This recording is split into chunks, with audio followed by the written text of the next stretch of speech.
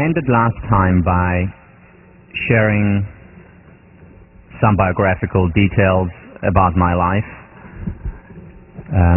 Some people asked me after, are they really true? So yes, they're absolutely true. And I told the incidents from two different perspectives. First as a fault finder, and then as a merit finder. Now the important thing to keep in mind when we think about the merit finder is that it's not that the merit finder doesn't experience pain or disappointment or anger or humility or fear or disappointment. You know, it's very disappointing, to say the least, not to be able to pursue one's goal, if that goal happens to be a professional career in squash. It is very humiliating to be the only person who fails out of a program, and then to have to walk around for a whole year in William James while, you know, feeling like you have a horn coming out of your head. It's not fun. It's painful. However, the difference between a merit finder and a benefit finder and a fault finder is that the benefit finder understands that while things don't necessarily happen for the best, it is possible to make the best of things that happen. Things will be okay. Things will turn out fine. It may take a while until I see the benefit of it. It may take a while until I get over the humiliation or the pain or the disappointment. But that too shall pass. In other words, the benefit finder understands that these feelings are temporary.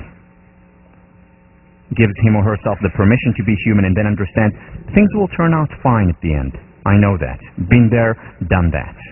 Part of life, permission to be human, which includes permission to experience these emotions and also the permission to fail.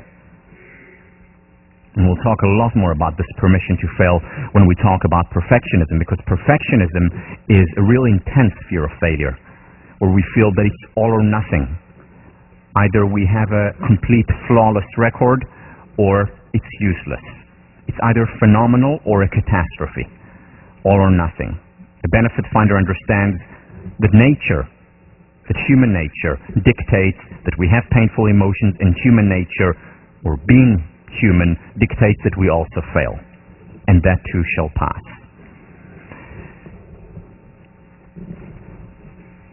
There are many benefits to being a benefit finder. So the first benefit is we simply feel better. You know, we're happier for it. But there are many, many others. For example, Suzanne Thompson from Pomona University did the following research, where she went to people who had just lost their homes in a fire in California. There were many of them at the time. It was a large wildfire, and many people lost their homes, and she interviewed them after that. And she distinguished between benefit finders and fault finders. The benefit finders didn't say, oh, I'm so glad it happened, but they said, well, there's some positive here. You know, I can start anew. It's a fresh start. I now will appreciate my home more. My family's okay, and I'm relieved, and that's good. So they focused on the positive. When she followed up with these individuals, those who were benefit finders as opposed to fault finders were happier in the long term, were experiencing more positive moods, and less likely to be anxious, and had less physical symptoms, both psychological as well as physical consequences. A lot of research on health benefits. For example, Glenn Affleck did research with individuals who had a heart attack. And there were some individuals who saw it as a catastrophe, the end of the world. There were others who were certainly not happy about it, but said, okay, so this is a wake-up call. There's actually some positive here, because it's telling me I need to take care of myself better, or it helped them revise their personal values. Those individuals who saw the positive, the benefit, who were able to see the wake-up call there, were more likely to survive 8 years later, less likely to have a second heart attack. Now that sounds pretty obvious because, they changed their lifestyle. But it's not just about changing lifestyle. Julian Bauer, we talked about last time, from UCLA, looked at AIDS patients and identified the benefit finders there. Not the people who said, oh, I'm so glad I have AIDS, but rather the people who said, as a result of that, I'm able to appreciate certain things more. As a result of that, I focus more on the things that really matter. As a result of that, I'm getting closer to certain people. The benefit finders, when she followed up 4 to 9 years later, the benefit finders were more likely to survive, were more likely to be alive. Research by Laura King and Miner. What they showed was that it can also be used as an intervention. So it's not just people who were born benefit finders or fault finders, and we know there is a genetic component to it, but there could be an intervention. So they brought in people who had experienced traumas in their lives, and they had them write about these traumas and the, quote, perceived benefit of the trauma. Those who wrote about the perceived benefit of the trauma were physically healthier and psychologically healthier, happier. Another research on cancer patients. The women came in and wrote about their cancer. And they wrote about good things that came out of my experience with cancer. The women who wrote about this visited the doctor's office less often, were more likely to survive their cancer, just by changing their perspective, by changing their focus. Now, these women did not say it happened for the best. Maybe some did, but most did not. They said, I wish I didn't have this cancer. However, it happened. Stuff happens. The question is what we do with it, how we interpret it after. Then they said to themselves, okay, so we got closer to our family. I'm appreciating life so much more now. I can enjoy the breath or a flower, or I couldn't before. My family is so much closer now. I know who my real friends are. And they found benefit in it, not for the best, but they made the best of the things that happened. And that made the difference even to their mortality rates. And there's a lot of research on optimism, benefit finding, and longevity. For example, in a sample of 839 residents in the Mayo Clinic, when they looked at them and they identified the benefit finders and the fault finders, the benefit finders, the optimists, were, after 2 years, were 19% more likely to survive. But by far the most influential and interesting study done in this area of benefit finding and optimism was the Nun study. The Nun study, which showed in many ways that the Bible was correct and that joy does prolong our lives. And the Nun study started in 1932. In 1932, 178 nuns who had just completed their training, they were around the age of 22, just about to embark on their mission, were tested on numerous accounts. And one of the things that they did was write biographical sketches of themselves. And we had this data for decades. And psychologists just very recently opened up the data and wanted to look at it and wanted to understand what predicts longevity. Which of the nuns are still alive today? How long did they live? And this was done in 1932 when they were average age of 22. And they looked for predictors of longevity. So they looked at how complex their essays were. In other words, their intellectual capacities. Zero correlation to longevity. They looked at place of residence. Maybe if they lived in places with less or more pollution, that would impact how long they lived. Zero correlation. California, Boston, no difference. They looked at how devout they were. Their levels of belief at that time, at the age of 22, didn't predict longevity. There was one thing and one thing alone that predicted how long they would live. And that was positive feelings. What they did, the researchers, was look at the biographical sketches. Now, they had no idea who these women here were, so it was completely a blind study, double blind. And they categorized their writings into 4 categories: the most positive, the least positive, and 2 categories in between. And then they compared the most positive quartile to the least positive quartile. And here are the results that they found. Let me give you a sample, though, before, so that you get a sense of what a positive sample is and what a less positive sample is. So here is Celia O'Payne from the positive quartile. God started my life off well by bestowing upon me grace of inestimable value. The past year, which I spent as a candidate studying at Notre Dame, has been a very happy one.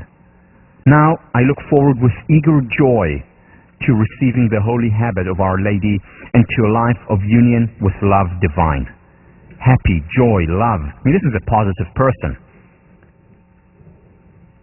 Now here is someone from the least positive quartile. As you'll see, this is not someone who is particularly negative, but not a person who focuses on the positive, on joy, on happiness. Marguerite Donnelly. I was born on September 26, 1909. The eldest of 7 children, 5 girls and 2 boys. My candidate year was spent in the mother house teaching chemistry and second-year Latin at Notre Dame Institute.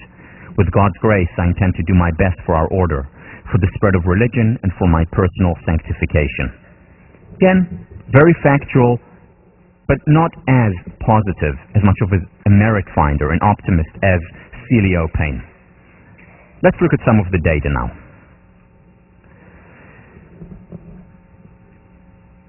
At the age of 85, and again, this is looking back, 90% of the most cheerful quartile were alive, and just 34% of the least cheerful quartile were alive. And this is a significant difference.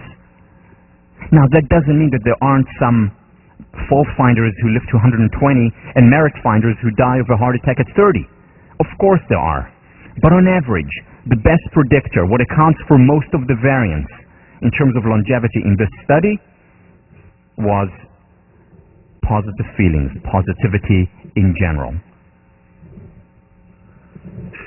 Here is 9 years later, same study. The age of 94, 54% of the most cheerful quartile were still alive, whereas just 11% of the least cheerful quartile were alive. These are remarkable results.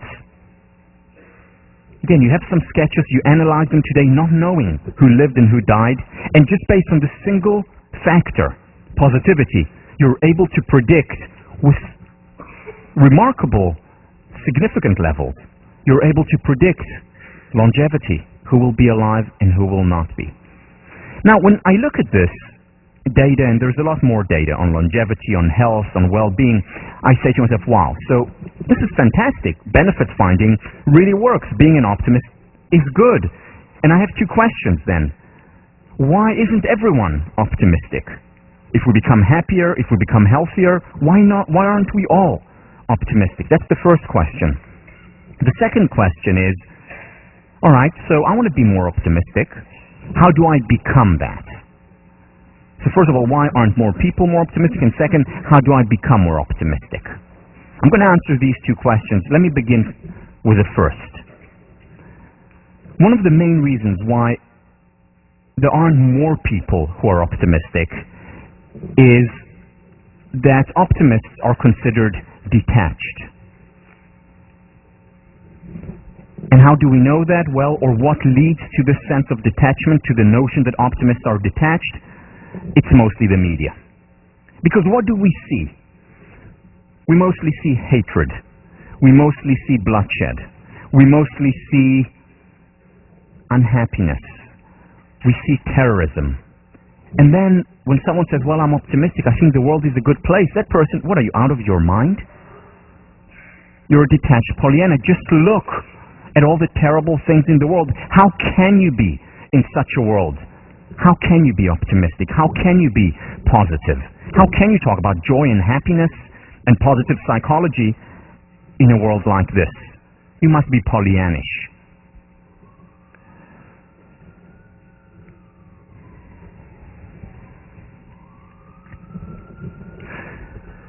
In many ways, the message of Thomas Hobbes is correct. Life is short, brutish, nasty, and poor.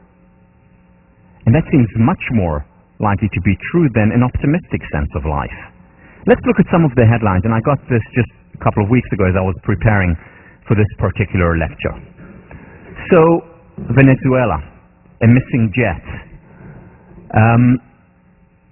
flight delays, okay, this is the elections, fresh violence in Kosovo. So a new state was created, and there is violence, this is the focus. Hundreds of homes damaged by quake, and so on and so on. Turkey launches incursion into Iraq, blood duel for Oscar. Okay, that's a good one, I guess. Yeah. Tories spelling dishes. Okay, let's move on. So that was CNN. Here is what was that?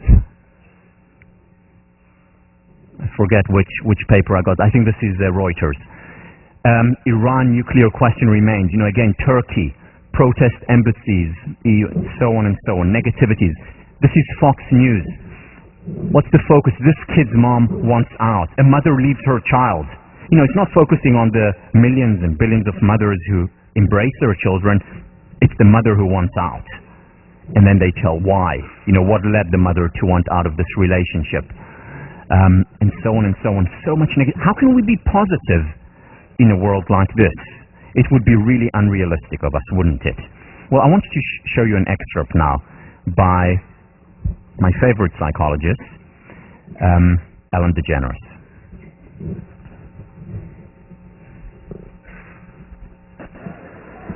Watching the news the other day, brought to you by Paxil. Well, now I need it. Smart advertising. That's another thing, too. When I was a kid, the news was on once a day. You either caught it or you missed it. Now the news is on 24 hours a day. And that's not enough. They got a guy talking, and then there's a crawl down there. If you got that guy talking, you got the crawl going, you're online, you're putting in your opinion on your poll. No, I say to that, no! There should just be one crawl that goes around over and over again. Things are getting worse. That's all we need. And the local news, man, they want you to watch every broadcast they've got, don't they? It's not good enough you're watching the one you're watching. They do these teases to get you to watch later on. They're so incredibly cruel.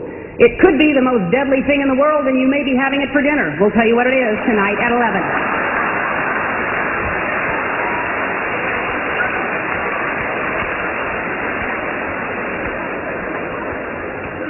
Is it peas?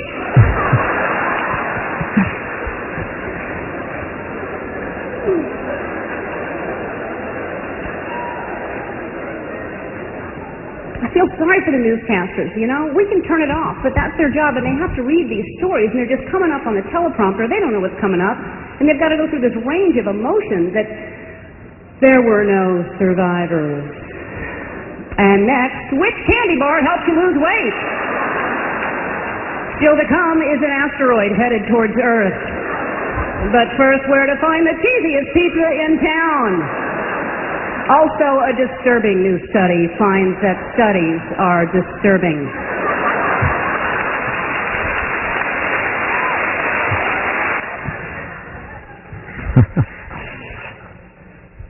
She really is one of the most brilliant psychologists I know, and we'll see a lot of her throughout the semester. Now, so the media does that. The media does focus to a great extent on the negative, and that's not just a bad thing. Because one of the roles of media in a civil society is to highlight wrongs that can be righted, to inspire people to act and to change, to make the world a better place. However, we need to realize that the media doesn't just report reality as it is. It highlights a certain aspect of reality, and there is a media bias involved. The media bias is not left-leaning CNN or Reuters versus right-leaning Fox and Wall Street Journal. That's not the bias I'm talking about. I'm talking about bias toward the negative. The media highlights the negative. It acts as a magnifying glass rather than as a looking glass. And we need to keep that in mind and to correct for that. The media doesn't just reflect reality as it is. Reality is not the front page of the New York Times or the Wall Street Journal. That's not reality. That's highlighting a specific area of reality and magnifying it. It accentuates the negative, focuses on the negative, the war with Turkey, or the blood spilled in Kosovo, or the mom leaving her child, the hatred. And what it does when it does that is also underrepresent the positive. Now, if you think about it, this is exactly two of the three mental distortions that we talked about. Magnifying the negative, minimizing the positive. In other words, what the media does is distort our perception. It actually makes us into pessimists. Especially because the news is on 24 hours a day, and we're constantly bombarded by negativity after negativity after negativity. And where do we get the positive? 30 seconds at the end of the news. Oh yes, there is also a little bit of good stuff going on. But it's just to make you smile so that you come back tomorrow or the next hour for more bad news. Negativity after negativity after negativity, distorting, creating these cognitive distortions, these psychological traps that we talked about under cognitive therapy. And we become pessimists. Is it any wonder that most people are pessimists when the media has such an impact on us? And again, not to belittle the role of the media, but what I'm doing is highlighting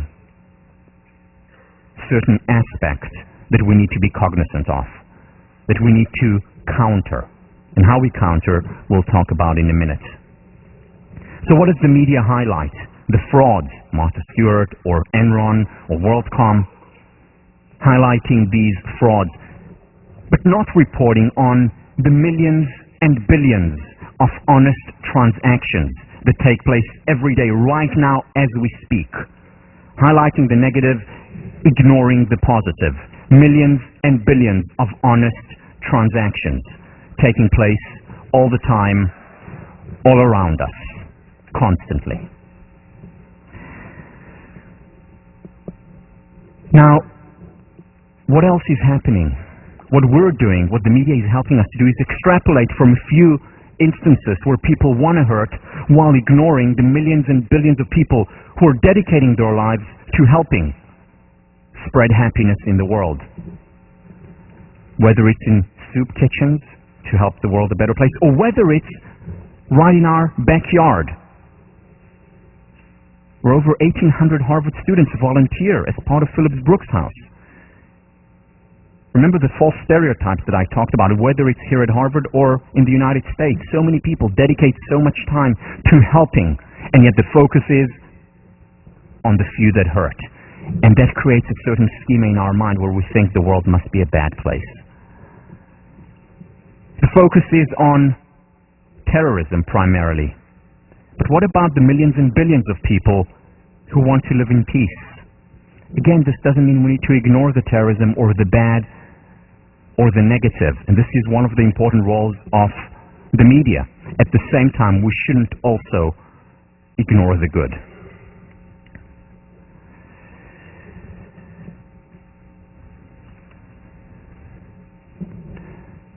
The focus in the media is mostly on people hurting other people. For example, through rape, while ignoring the millions and billions of people who are making love every day. And not just in fairy tales. People all over the world, I've no idea who they are. I hope they're not in the classroom. There was Google image.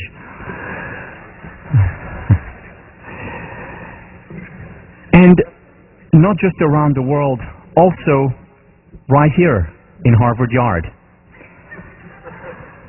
I don't know if they still have this survey, but the last one I found online was 2004. I don't know what happened since. Now, for those of you who don't believe that there are people also at Harvard right here who make love, here is proof positive. But some do. He's so cute. And the baby is adorable. Okay.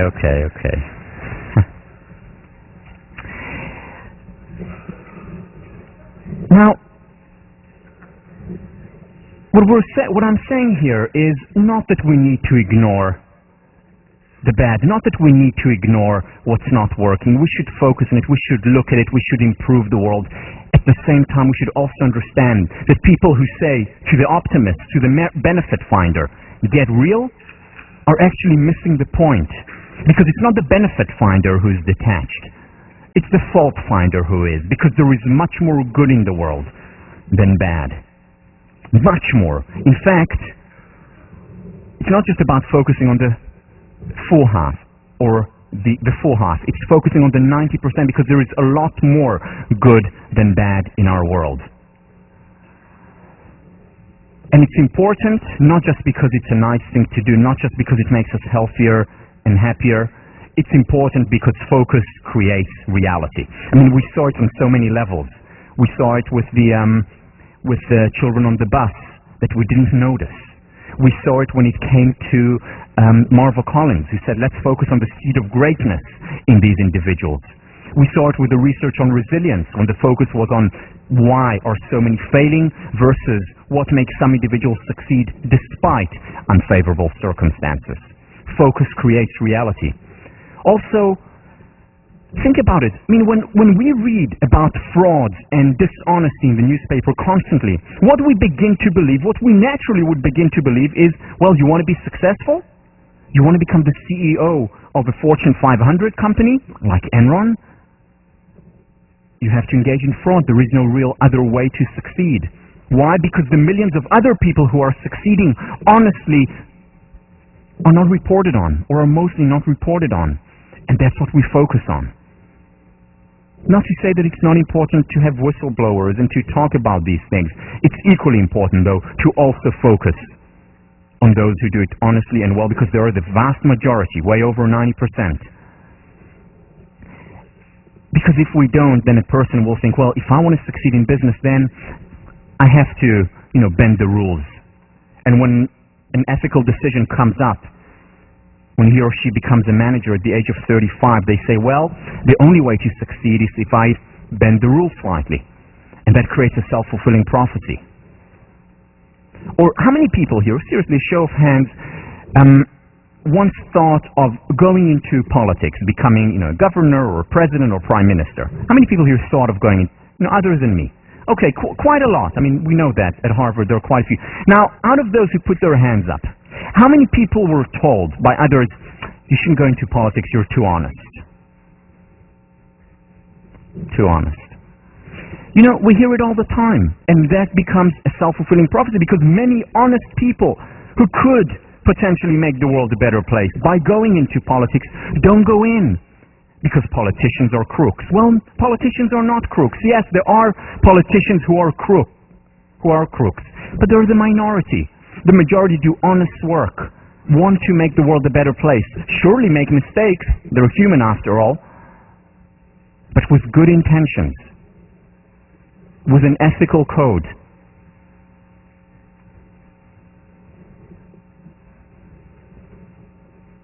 It's a wonder that there is so much good in our world, while the focus is so much on the bad. It really is a wonder to me. It just shows how powerful human nature and how powerful the good part of our nature is, that we can sustain goodness. Also, how about this? The constant chatter in our mind is, okay, why didn't I do this? Why haven't I done the reading yet? Why haven't I completed my paper? Why did I say that to that person? Why did she say that back to me? Mostly negative chatter. How often do we have the chatter, wow, I had a really lovely conversation today. Or, well, I just finished so much work, I was productive, I did so well. Wow, I just got an A-, and I didn't even work that hard for it. I mean, of course, not here, but I'm saying other places. Why don't we have this kind of chatter in our mind? Again, because our schema focuses on the negative, and we'll talk about change next week, and we'll understand that there are actual neural pathways that have been created by the media, by the focus on what is not working, have been created so that we gravitate toward becoming fault finders. How we change that, we'll talk about that in a minute. It's important to focus on the good. You know what they said about Gandhi? That the most important thing that he did for his country was that he made India proud of itself. He made India proud of itself. That is so important to do. What about America? Are you proud of America? Do we, living here or as Americans, the majority here, do you make America proud of itself? Because, you know, America has faults. It's not a perfect country. It has made mistakes from 1776, and it will continue to make mistakes hopefully for many years to come. But it's still, I would argue, the greatest country in the world. So many people want to come here, want to live here. Why? Because of the freedom, because of the opportunities. Again, not perfect, but a great country. Do we appreciate America? Do we appreciate its greatness? Because if we don't, we can pay a high price. This, you know, it's in vogue now, U.S. bashing. In this country, in this place. And the problem is when we just focus on bashing, when we just focus on the negative, we create a worse reality rather than improving the reality. So yes, we need to be critical, and one of the virtues of this great country is that you can stand out in the street or write an op-ed and criticize the politicians, the system, other people. It's one of the great contributions of this country, free speech. But at the same time, we also have the freedom, and we should exercise the freedom to focus on what is working, on the good. Because appreciating is important. Whether it's a country, whether it's a relationship, whether it's an individual, whether it's students, whether it's teachers, appreciation is important. The meaning of appreciate from the dictionary: valuing, the act of recognizing the best in people or the world around us, affirming past and present strengths and potentials, to perceive those things that give life, health, vitality, excellence to living systems. So, the first meaning of appreciate is to say thank you, and that's a nice thing to do. But it's much more than just a nice thing to do, and we've talked about this before. The second meaning of appreciate is to increase in value. The economy appreciates, money in the bank appreciates, and that's an important meaning, because when we appreciate the good appreciates. When we appreciate the good in our lives, when we appreciate the good in other people, when we appreciate the good in our country, we get more of it. Unfortunately, the opposite is also the case. When we don't appreciate something, whether it's ourselves, whether it's our country, whether it's our relationship, the good depreciates. Remember, I talked about it in the past. Is it any wonder that so many relationships flounder, fail after the honeymoon phase? If the main question becomes, what's wrong, or how can we improve the relationship? And if we just ask this question, our focus becomes on what is not working, on the weaknesses, and we ignore the virtues, the strengths, the things that worked and are working. And when we don't focus on these things, they depreciate. As far as we're concerned, they don't exist, just like the children on the bus did not exist for you as far as you were concerned. What appreciating does is, in essence, create a growth spiral. Let me explain. Let me just give you a random example. Let's say Monday morning or Tuesday morning you're walking toward 1504 and suddenly you see a friend of yours. A friend of yours who you know is genuine, is real, someone you trust. And your friend looks at you and says, "Wow, you look fantastic." Now, how do you feel at that point? You feel fantastic. And you walk a little bit more upright, more proud, and you walk into the classroom just here, and another friend sees you and says, "Whoa, you look fantastic." And how do you feel at this point? Well, fantasticer. And then you come and you sit down here, and another friend whom you haven't seen for a month sees you, "Whoa, you look fantastic." And how do you feel at this point? Fantasticest. And so on and so on and so on. Made your day in an upward spiral. Now think about a slightly different scenario. You walk to 1504 on a Thursday morning, and suddenly a friend of yours whom you trust and value sees you and says, oh my God, what's wrong? Now, there may have been nothing wrong before, there's a lot wrong now.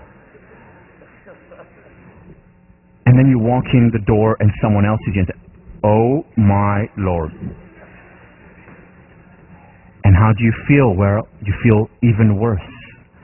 And you sit down and you see someone else who looks at you just completely shocked, and you're feeling worser and worsest, and so on and so on and so on, in a downward spiral. Appreciation creates an upward spiral, and we know it's sometimes one sentence, one word at the beginning of the day, and you have a wonderful day or week. There's research showing how a single sentence very often can impact an entire life. This is work done by Bandura. A single sentence of appreciation can give us strength to go on. Now, the key here is that it has to be genuine appreciation. One of the things we'll talk about when we discuss self-esteem is how destructive and harmful ingenuine appreciation is. And now I'm not talking about, your boyfriend or girlfriend asks you, so how do I look, having just come back from a date and worn something the whole night. You're not going to tell them, well, actually awful. So, okay, we're not talking about these gray areas, but it has to be real. It has to be connected to reality, and we'll talk about that much more when we talk about self-esteem. The key, though, is that we need to understand that there is always something real to appreciate. Think about the studies with the cancer patients or AIDS patients. Even they were able to find something good in a very difficult, tragic situation. And when they appreciate the good, when they find the benefit in that situation, the good appreciates. It grows. Oprah, a real benefit finder. What you focus on expands. And when you focus on the goodness in your life, to create more of it. Opportunities, relationships, even money flowed my way when I learned to be grateful no matter what happened in my life. Because what we focus on appreciates.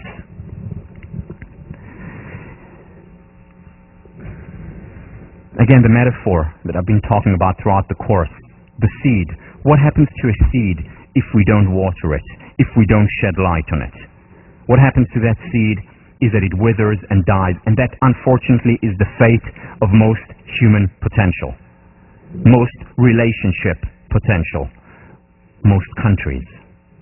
And if we want it to grow, if we want it to blossom, we have to shed light on it, we have to water it. This is exactly what Marva Collins did with the seed of greatness that existed in every one of her students. This is what the Pygmalion in the classroom experiment showed, was that when teachers were made to focus on the potential in those individuals who were deemed fast spurters, when they were made to focus on it, to shed light on, when light was shed on their potential, that's when the children grew. That's when they fulfilled much more of their potential.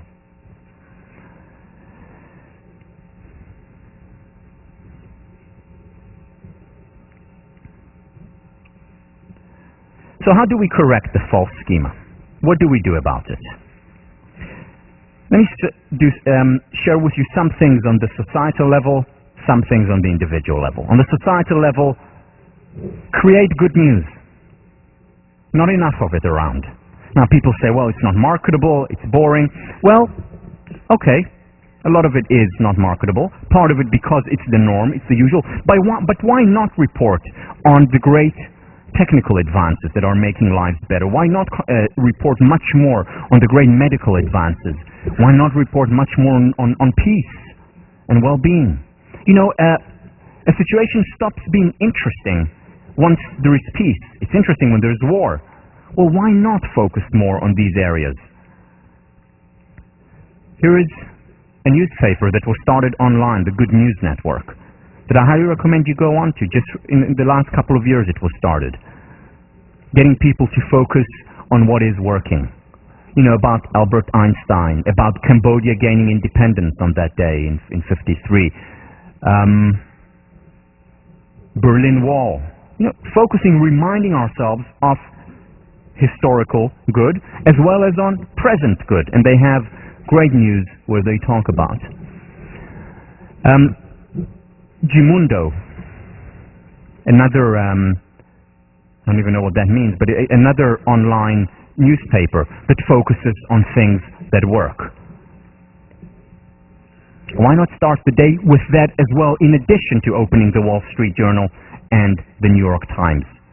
Looking at that as well, just to counter the negative schema. Art, so important in creating a better world, in changing our internal schema. I mean, look at the light in Vermeer's Renaissance artist in his picture. A light during a time where there was not much light. I mean, consider the Dark Ages, the Middle Ages. But the artists focused on what is working, on the light, on the human potential, and paved the way to the Renaissance. It all started with art. Or the 17th, 18th, and 19th century Romantics. Beethoven or Victor Hugo. They encountered a harsh reality, but they focused also on the heroic, on the great, on the human potential. Aristotle once said that fiction is more important than history, because history depicts life as it is, whereas fiction depicts life as it can and ought to be. As it can and ought to be. The human potential, and that paved the way to much higher levels of freedom and equality in the world. In 1930s America, in many ways the heyday of Hollywood, where directors like Cukor, Capra, Sturgis created masterworks during a time when there was a Great Depression, and people used to go to the cinema and watch these films to inspire them and help them get through the difficult time. It was also between the two, the Great War and the Second World War. Difficult time in the world. World recovering and then plunging into another war. And yet the artists continued to inspire. Not ignoring what is not working, not ignoring, but improving. That, by the way, is my favorite movie, Sullivan's Travels. Modern art as well. Wouldn't it be lovely if we go into a gallery and we feel inspired by the art, whether it's by photography, whether it's by sculpting, whether it's by movies or books? There has to be much more of it. And again, one of the roles of the artist is also to highlight what's not working so that it is improved. But if an artist, if an individual is really concerned about improving the good in the world, it is not enough to only focus and highlight what is not working. Because if we don't highlight the good, if we don't appreciate the good as well, the good depreciates.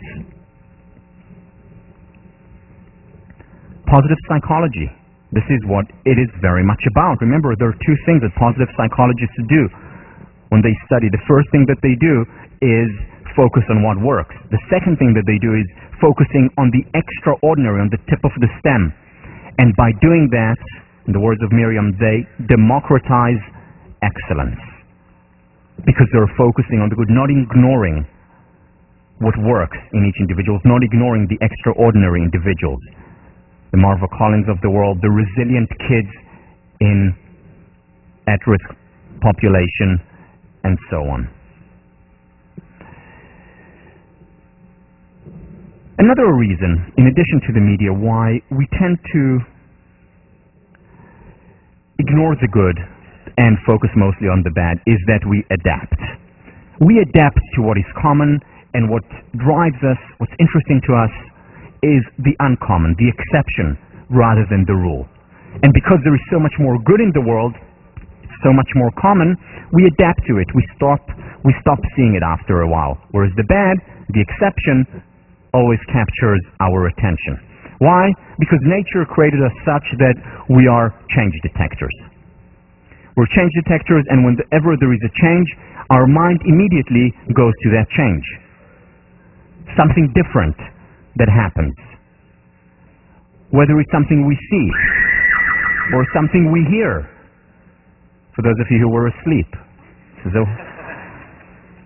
it's the exception that wakes us up, and that's a good thing.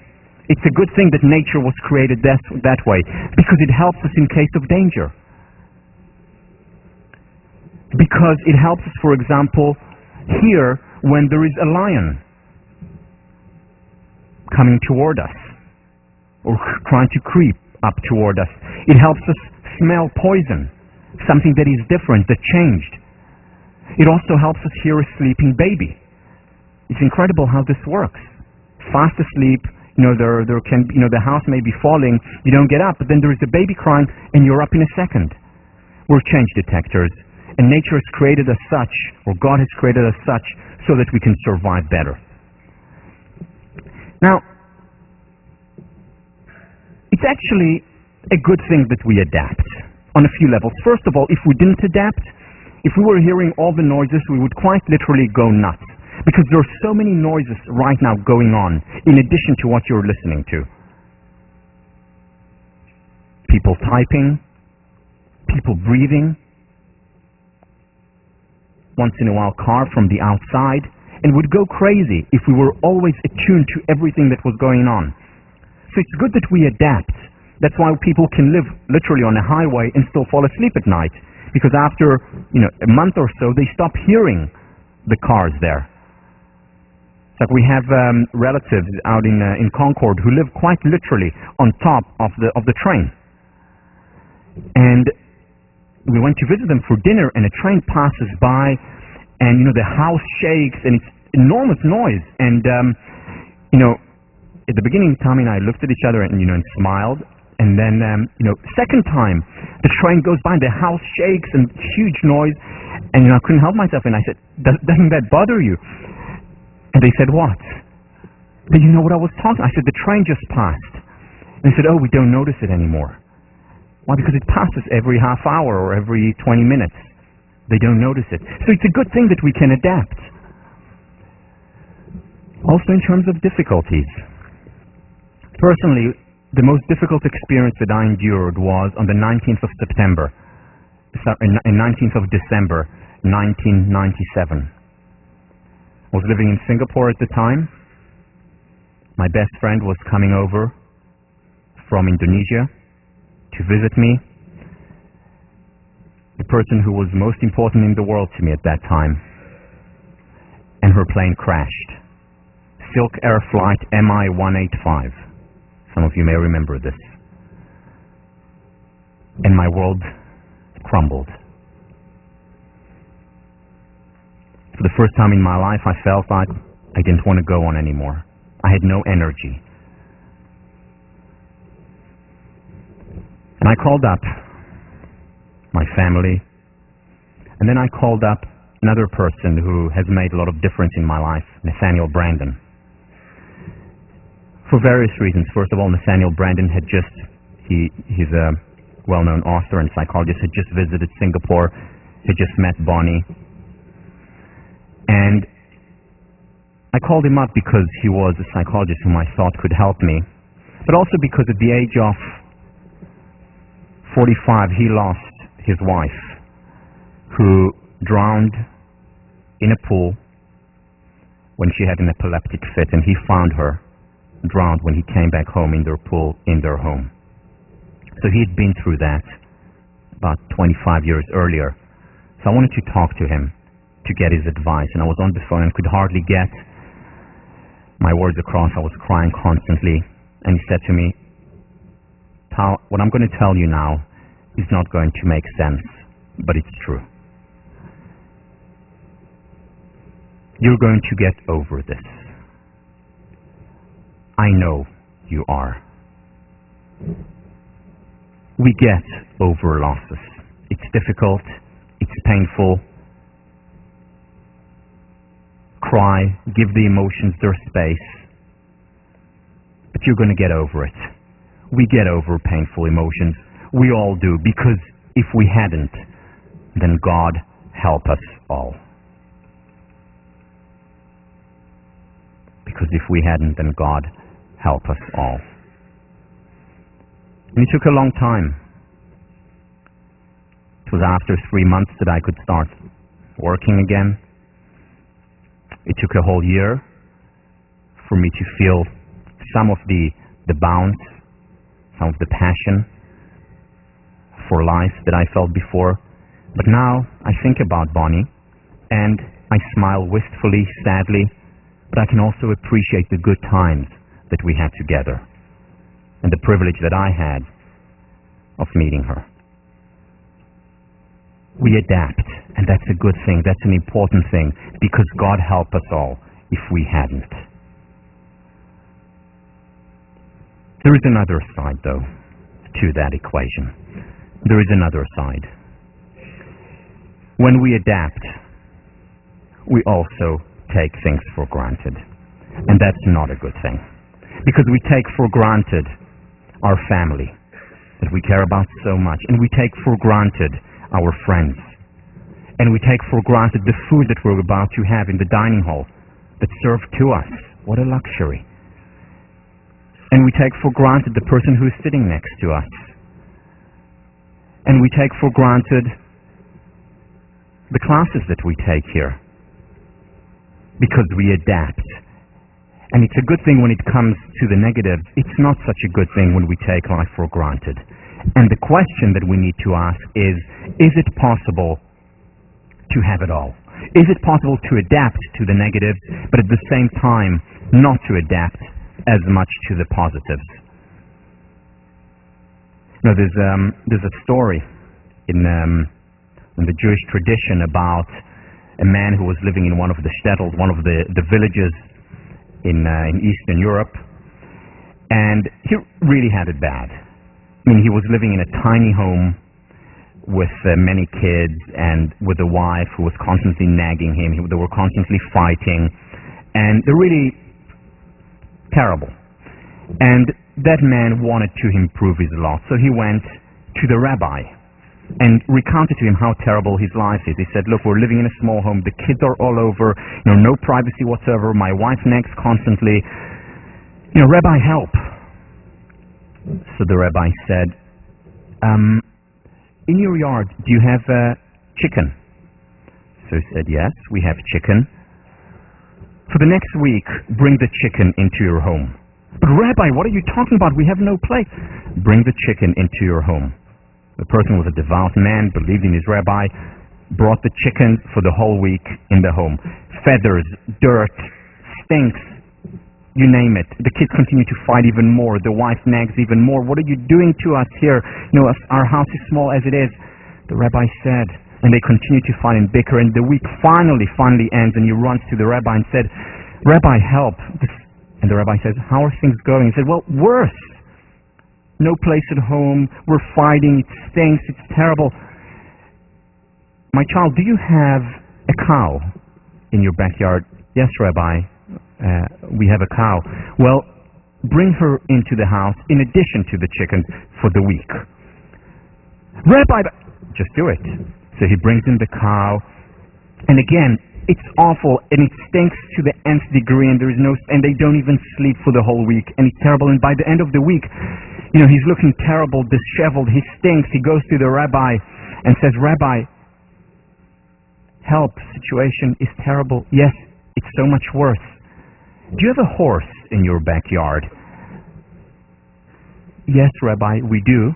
By now understanding the pattern here, take the horse and bring it into your house. So he takes the horse, brings it into the house, and it's awful. The horse is kicking and yelling and jumping and breaks stuff, and there is mess and chaos and bickering and so much worse. And finally the week ends. He runs to the rabbi, and the rabbi says, how are you doing? Rabbi, it's terrible, it's awful. Okay, for the next week, why don't you take out all the animals and come and see me then? And at the end of the week, he comes there and the rabbi says, how are things going? Rabbi, it's wonderful. We have so much place. The smell is so good. We're getting along now like we hadn't ever before. The kids are happy. Thank you so much, Rabbi. Now here is the question. Do things need to get worse before we appreciate what's right in front of us and all around us? When do we begin to appreciate our health? When do we begin to appreciate our health? when something goes wrong with us or with someone else? When do we begin to appreciate life? When ours is in danger or when we lose someone dear to us. And the question that we need to ask ourselves is, must something external, extraordinary, and usually tragic happen for us to appreciate the ordinary? You see, there are treasures of happiness all around us and within us. Right next to us, in the dining hall, sitting next to you here, in your room, at home. There are wonderful things, things worthy of appreciation all around us and within us. But we take them for granted. And do we need to wait? Do we need to wait for that? And the answer is no. No, if we learn gratitude as a way of life. If we cultivate the habit of gratitude. And just as the media has cultivated the fault-finding, we can cultivate benefit-finding. We can cultivate grateful, because when we're grateful for something, we no longer take it for granted. G.K. Chesterton, you say grace before meals. All right, but I say grace before the concert and the opera, and grace before the play and pantomime, and grace before I open a book, and grace before sketching, painting, swimming, fencing, boxing, walking, playing, dancing, and grace before I dip the pen in the ink. Gratitude produce the most purely joyful moments that have been known to man. Think about it. Think about the last time you were grateful to someone and you expressed that gratitude. How did you feel, and how did you make that other person feel? Or when someone was grateful to you, appreciated you, you were walking on air. It created this upward spiral as a result. When it's genuine, when it's real. We don't do enough of it. We don't do enough appreciation. We don't express gratitude enough. Whether it's to the food that we eat, whether it's to writing that we do, whether it's for our friends or family.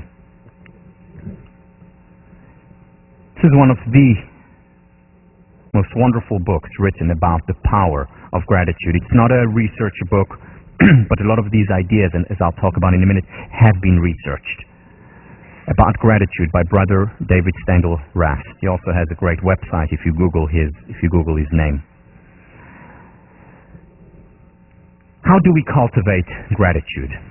His advice is simple and gracious.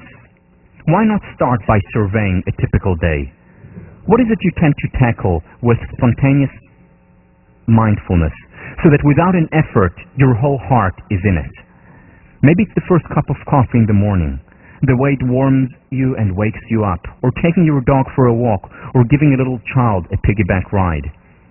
It is a matter of practice, of doing it over and over again, till it becomes second nature, till it becomes a habit, till we take a state of gratitude and turn it into a gratitude trait.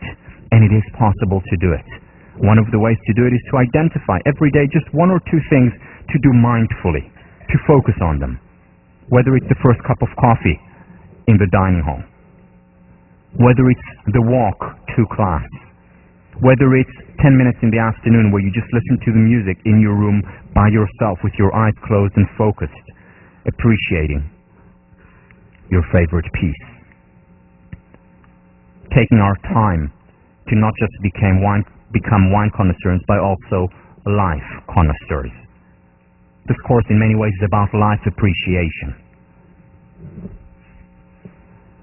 He continues, gratefulness is the measure of our aliveness. Are we not dead to whatever we take for granted? Surely to be numb is to be dead. Think about this. So Irvin Yalom, Stanford psychiatrist, did a lot of research on terminally ill patients. He went to people who had 3 months, 6 months, up to a year to live, and researched this population. And what he found time and again is that these people, time and again, were saying something to the effect of, for the first time in my life, I feel that I'm alive. For the first time in my life, I feel that I'm alive. Why? Because for the first time, I appreciate breathing. For the first time in many years, I appreciate my husband, my wife, my friend, my children, a flower, the grass, a conversation. For the first time of my life, I appreciate it. Whereas before, the focus was just not there. It was on other things, on the difficulties and the hardships, and mostly on the negative. And remember, as far as you are concerned, the children on the bus did not exist. As far as most people are concerned, the good things in their lives, in their relationships, do not exist. Because when we're not grateful for them, when we take them for granted, as far as we're concerned, they're not there. And then we're numb to these things. We're dead to these things. And it takes a wake-up call, like a terminal disease, to wake us up, to get us to focus on what is right inside us and all around us all the time. Why? Why wait? Why wait?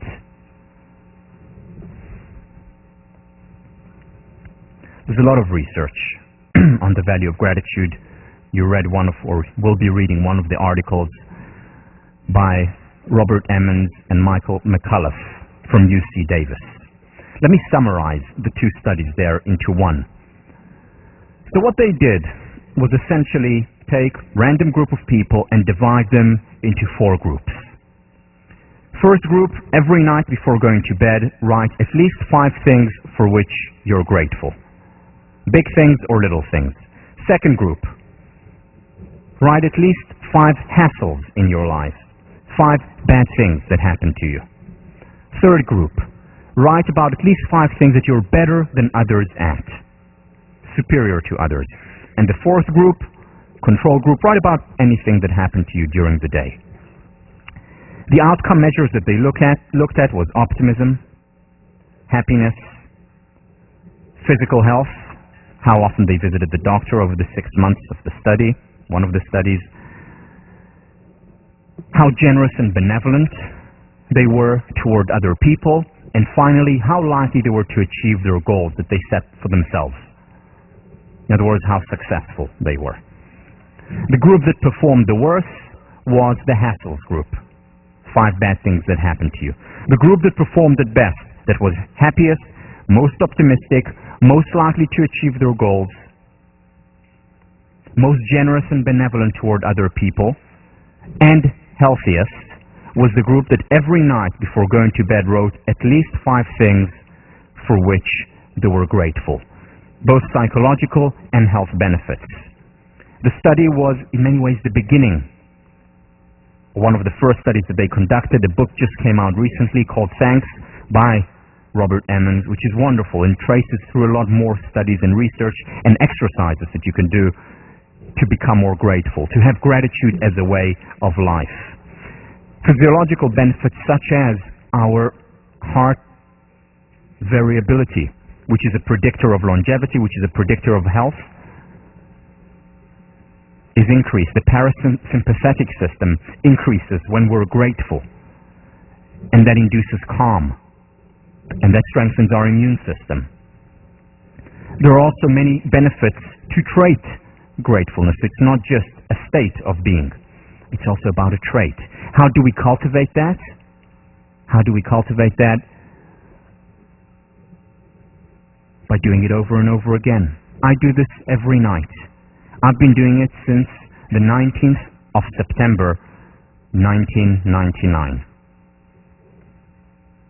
Since the 19th of September 1999, I've been doing it. I've been doing it long before the 2002 study. I started doing it when Oprah told me to do it. Really. And I've been doing it ever since. Let me share with you what I wrote about last night. Was it 26th last night? Yeah. Okay. So, God, family, Tamush, my love, my wife, yoga, I did yoga, David, so wonderful, Shirel, precious, my 2 children, office hours, I had office hours yesterday that I enjoyed a lot. Beep, sorry. Another beep, sorry. Some censorship in this class is important. It took you a while, but okay. Beep. No, just kidding about this one. And Tommy's soup. She made this unbelievable pea soup, which I had yesterday. You know, big things and little things. Big things and little things. And here are other things that I'm grateful for right now. I'm grateful for Sean Acor, the head TF of the class. I'm grateful for his work, for his inspiration. I'm grateful to Deb, the head TF of the other class. I'm grateful to the teaching fellows who are investing so much time in your education, in your happiness, in this course.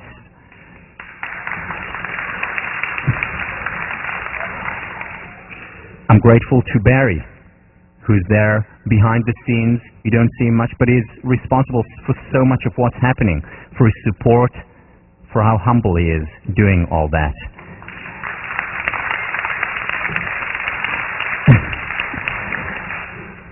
And I'm grateful for my students, because there wouldn't be a class. I wouldn't be here today doing what I love to do and what I care about most if you weren't here. So thank you. I'm grateful. Now, the key with this is to do it as a way of, yes, is it cheesy? Absolutely. Does it make a difference? Absolutely. You know, every night I also do it with my kid, with David. And how do I do it? I ask David, he's 3.5 years old, what was fun for you today? And he tells me, and then he asks me, what was fun for you today? I learned about it from a friend of mine, who hand worker, who was here just a couple of classes ago visiting, and I came over for dinner one day, and he heard me speak about this, and he said, I want to show you something. And he has 2 young kids, and they were standing around and talking about the 5 grateful things for which they're grateful. These were young kids, you know, Daniel and Maya, and I looked at it and I started to cry. It was so moving and so touching, and I've been doing it ever since with my kids. My wife and I do it on a regular basis. She puts up with my cheesiness. It helps, it works, because we don't take the good things in our lives for granted. The key when we do this is to maintain freshness. How do we maintain freshness? One of the things that happens with this exercise is that it very often becomes a habit, and we lose it. We lose the freshness of it, we lose the mindfulness of it, and we just take it for granted as an exercise. And the key is, one of the things that Lyubomirsky says is, well, try do it once a week, and for some people once a week is actually better than doing it every day. However, there's also a price. It's much less likely to become a trait if we only do it once a week. So how do we maintain freshness doing it every single day? How do I maintain freshness? Well, fortunately, there's a lot of research on this topic, some of it by Lyubomirsky as well as by others. The first thing is introduce variety. So let's say I write about Shirel, and there are some things that I write about every day. It's Shirel, my daughter, it's David, my son, it's Tommy, my wife, and it's God. I write about these things every single day, and then I write about other things as well.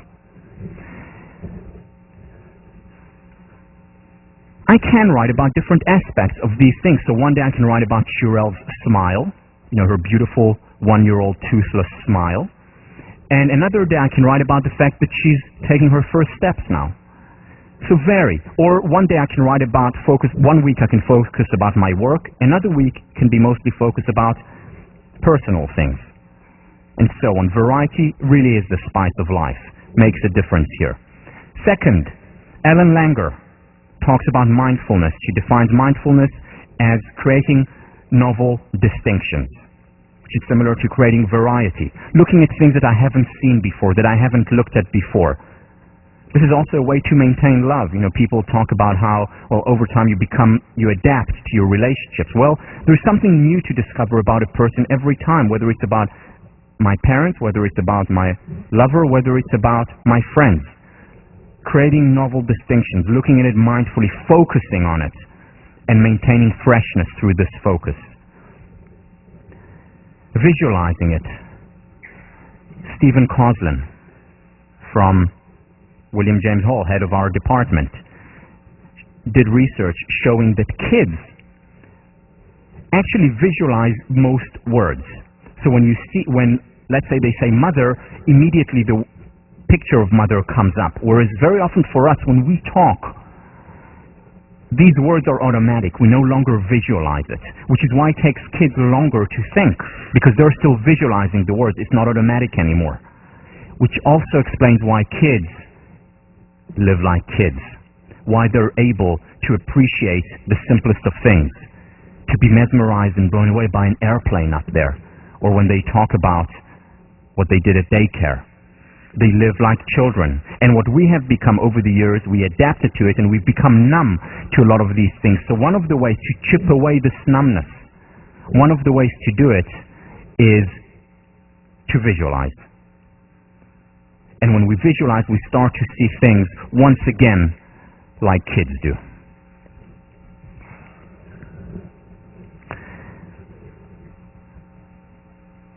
Next time we'll continue with this, but I want to end today by sharing a story with you. A story about the person who, to me, more than anyone else, captures what a benefit finder is. A person who's my role model when it comes to focusing also on the good. My grandmother was born in 1915 in Sighet, Romania. She had a very regular childhood. She was the youngest daughter of 7, one more sister, 5 more brothers. And they were doing well. Many of her brothers became important rabbis, violinists, musicians. And she was a young girl,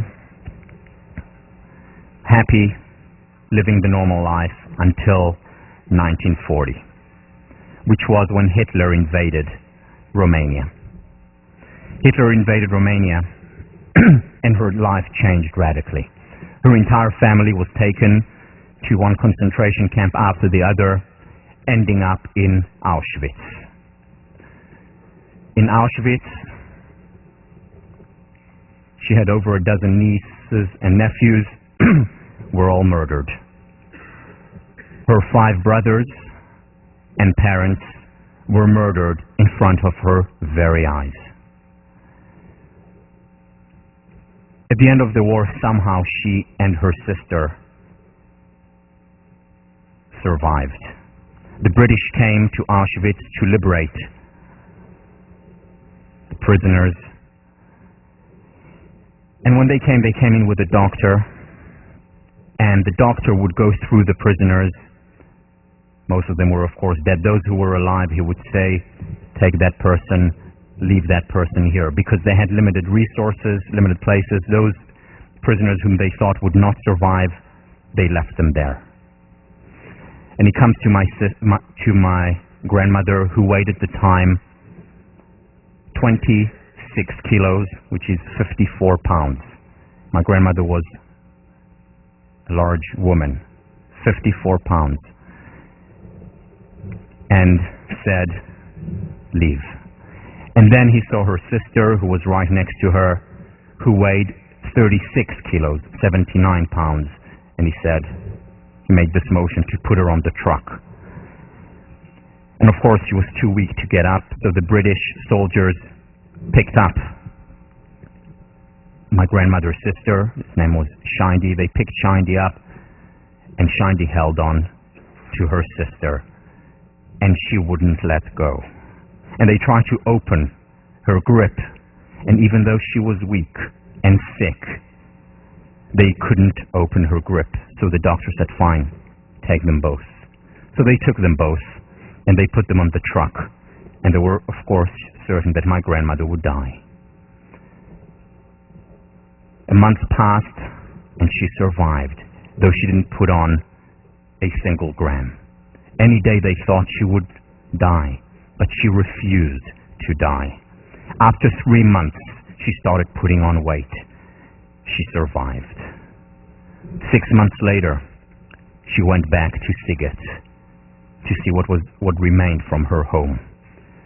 She arrived there, got off the cart with the horse, and a man by the name of Joseph, Yossi, saw her.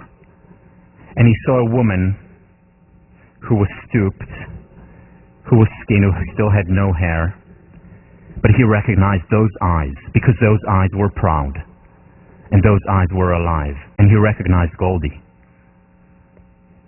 And he took her with him, and 2 weeks later they got married. And Goldie got better and got pregnant and gave birth to a stillborn. And she got pregnant again and once again gave birth to a stillborn. They made their way to Tel Aviv from Romania, and they were caught by the British. There was a British mandate at that time. They were caught by the British and sent back to a concentration camp in Cyprus. And there, in the concentration camp, my grandmother in Cyprus had another baby, a baby girl, who survived.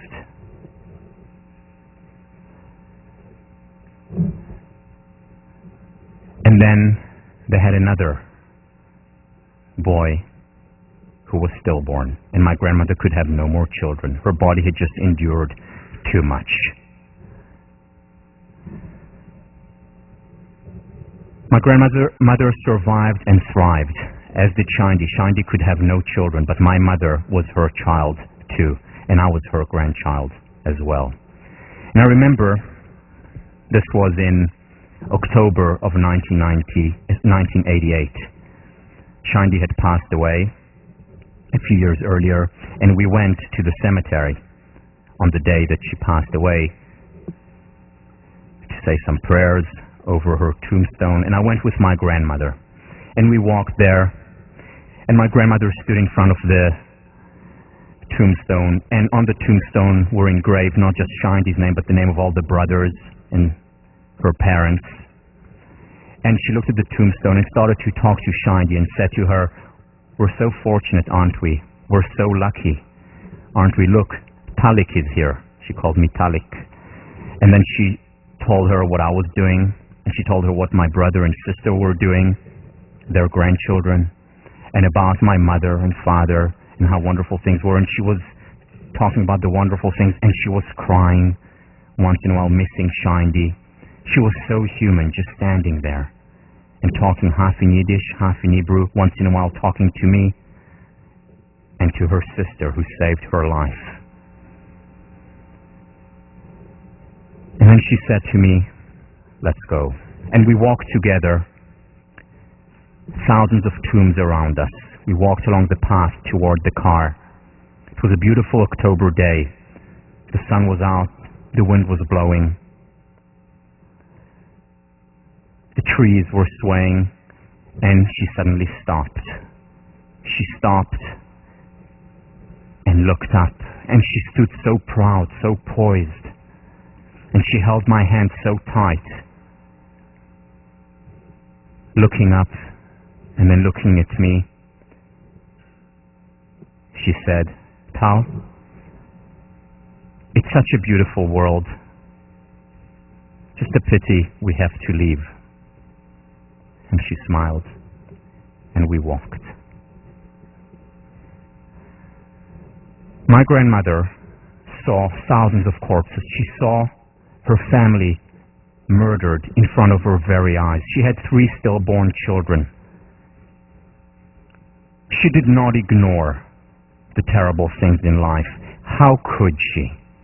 However, at the same time, she also refused to ignore the good things in life, the wonderful things in life.